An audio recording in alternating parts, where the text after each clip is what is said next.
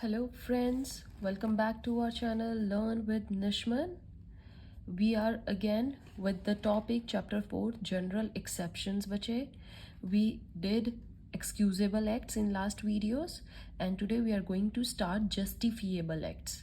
Okay, हमारी exceptions दो चीज़ों में बटी हुई है excusable acts जो हमने कर लिए हैं and now we are going to do justifiable acts. Okay अब बच्चे जस्टिफिएबल एक्ट्स को समझिए पहले कि जस्टिफिएबल एक्ट्स क्या होते हैं right justifiable act is an act which would have been wrongful under normal conditions अगर हम नॉर्मल कंडीशंस देखेंगे तो it is wrongful okay normal conditions में क्या है बच्चे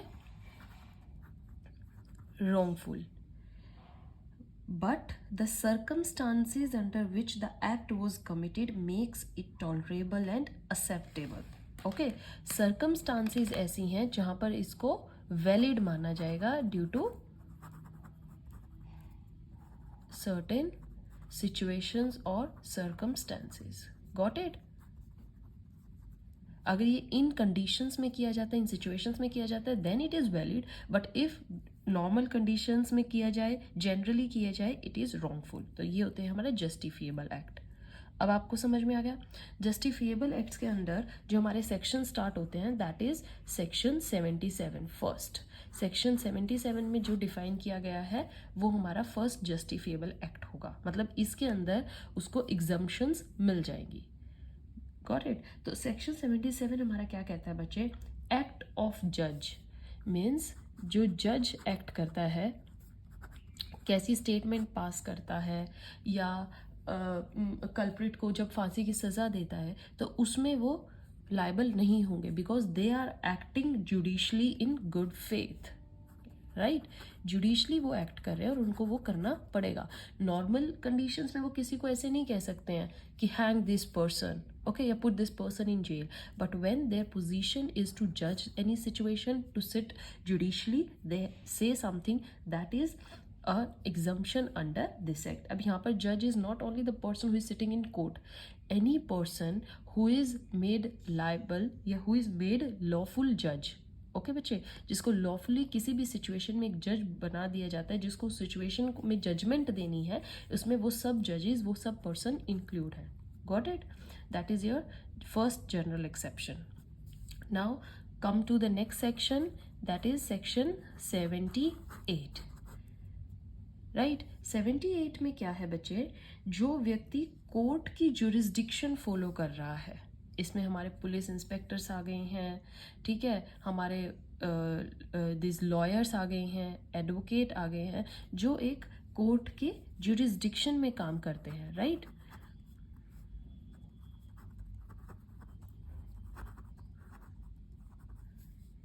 राइट सो कोर्ट्स जुरिस्डिक्शन को फॉलो करना वह भी एक एग्जम्पशन है ओके लाइक कोर्ट से अगर ये एक वारंट मिला है कि ये जाके प्रोड्यूस करना है सर्च वारंट है तो ये क्या होगा अगर कोर्ट की परमिशन है तो वो हमारा एक एग्जम्पशन एक्ट है एक्सक्यूज दिस जस्टिफिएबल एक्ट है right but without any courts permission और कोई किसी के घर में घुस जाता है right that is house breaking वो हमारा एक क्राइम है but working with in the courts jurisdiction आप उसके जुरिस्डिक्शन उसके लॉ उसके वर्क को फॉलो कर रहे हैं you will be get exempted as a justifiable act दोनों सेक्शंस अच्छे से समझ में आए हैं बच्चे नाउ कम टू बच्चे सेक्शन 81 अब आप देखना आपके नंबर वाइज सारे सेक्शंस कवर होते हैं जो इस टाइम पे सेक्शंस छूटते जाएंगे वो हम एक्सक्यूजेबल में कर चुके हैं right now after 78 your next section is 81 and 81 is very important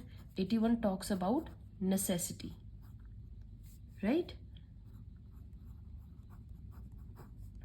necessity में उस टाइम पे जो आपको नेसेसिटी फील हुई है जो उस टाइम पे ज़रूरत फील हुई है and you did accordingly you will get N exemption under justifiable act जैसे आपका एक एग्जांपल मैंने स्टार्टिंग की इस चैप्टर की इंट्रो में भी आपको बताया था जो हमारी फर्स्ट पार्ट है उसमें चेक करना बच्चे एक एग्जांपल था a captain of a ship right he turned the direction of his ship of 100 people, उस शिप में 100 पीपल है और उन्होंने एकदम से डायरेक्शन चेंज किया है. Why? In order to save their lives, क्योंकि ही कैन सी कि फर्दर आगे एक बैरियर है जिससे कि सारे लोगों की जान जा सकती है.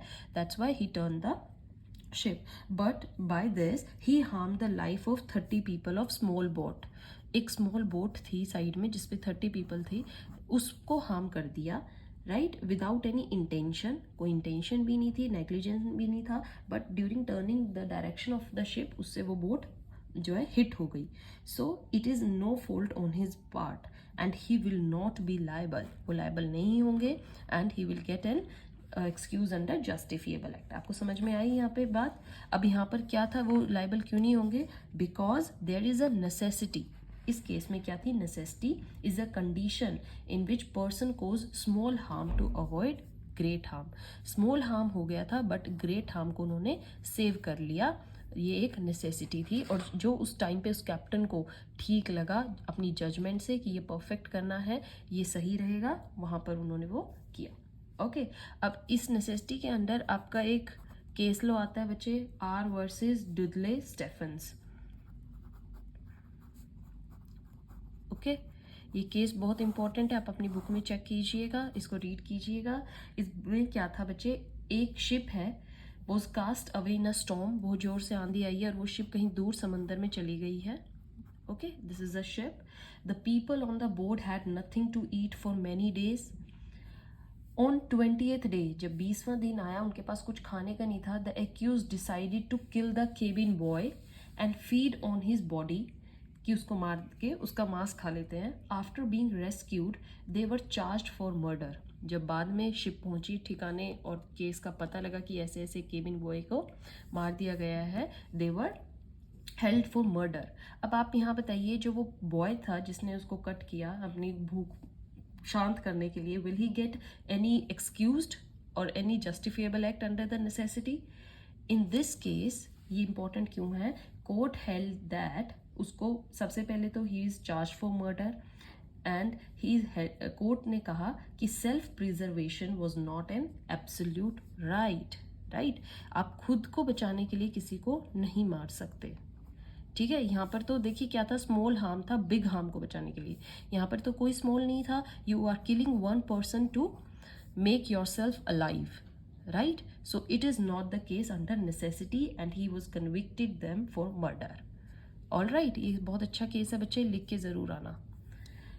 ओके अब बच्चे आपके जो नेक्स्ट सेक्शंस हैं दैट इज सेक्शन 87 to 92. ये मैं एक में ही कवर कर रही हूँ. 87 to 92, राइट. ये भी आपके जस्टिफिएबल एक्ट्स में आते हैं and they talk about consent. Okay consent, consent मतलब किसी काम को करने की जब आप अगले पर्सन से परमिशन ले लेते हैं, that is the consent. So consent in sections में क्या बोला गया है बच्चे? In case of consent the accused is protected in causing harm. वो दूसरे पर्सन को हार्म कोज कर रहा है, less than grievous hurt, but वो grievous hurt kind of nature का नहीं है कि इतना ज़्यादा हार्म हो. If other person consented to it, अगर वो जिस पर्सन को हार्म दे रहा है उसने ऑलरेडी कंसेंट दी हुई है कि yes you can cause it, yes you can do it, the person should not have the intention to cause any harm though he may have knowledge of the harm. उसकी खुद से intention नहीं होनी चाहिए, means जो accused है उसकी खुद से इंटेंशन नहीं होनी चाहिए कि मेरे को इसको दर्द देना, मेरे को ऐसे करना, नो. बट सिचुएशन ऐसी है कि ही हैज़ द नॉलेज कि उसको ये दर्द या पेन होगा. आपका बेस्ट एग्जाम्पल जो बनता है बच्चे, अपने हॉस्पिटल्स में देखा होगा, लाइक सर्जन है, I am taking an example, A is a person, he is doctor, he is surgeon, knowing that a particular operation is likely to cause the death of Z, एक operation से Z की जान भी जा सकती है, who suffers under painful conditions, और already ये एक पेनफुल कंडीशन में है, राइट. बट नॉट इन, अब ए जो है वो खुद से तो नहीं मारना चाहता है जी को, he is having knowledge but he has no intentions. यहाँ पर दो चीज़ें होनी चाहिए बच्चे, नॉलेज होनी चाहिए एक्यूज्ड को, बट इंटेंशन नहीं होनी चाहिए उसकी मारने की खुद से, right. So he was having knowledge that the person Z is suffering from painful condition and if particular operation उसको किया जाएगा it may likely to cause his death, but what he did, not intending to cause Z's death, Z को मारने की बजाय, and intending in good faith, यहाँ पर एक और चीज़ होनी चाहिए, good faith, right? Z's benefit performs the operation on Z, वो उस पर एक ऑपरेशन परफॉर्म करता है. Second thing is main with the consent of Z, उसको बता के कि मैं ऐसे ऐसे एक ऑपरेशन करने वाला हूँ.